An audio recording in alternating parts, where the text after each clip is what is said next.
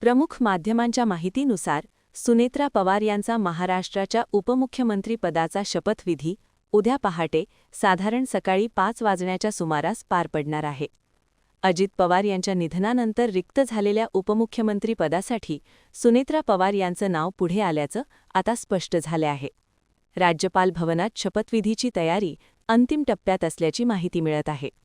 जर सुनेत्रा पवार यांनी उद्या शपथ घेतली तर त्या महाराष्ट्राच्या इतिहासातील पहिल्या महिला उपमुख्यमंत्री ठरणार आहेत. हा क्षण केवळ राजकीय नाही तर महाराष्ट्राच्या राजकारणातला एक ऐतिहासिक टप्पा ठरणार आहे.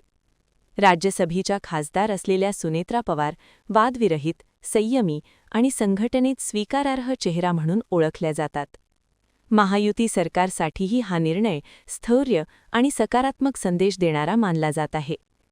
आता संपूर्ण महाराष्ट्राचं लक्ष उद्याच्या पहाटे होणाऱ्या शपथविधीकडे लागलेलं आहे. आता प्रश्न असा आहे की अजित पवारांनंतर महाराष्ट्राच्या उपमुख्यमंत्रीपदासाठी सुनेत्रा पवार योग्य ठरतील का? तुमचं मत काय आहे? कमेंटमध्ये तुमच्या प्रतिक्रिया नक्की सांगा.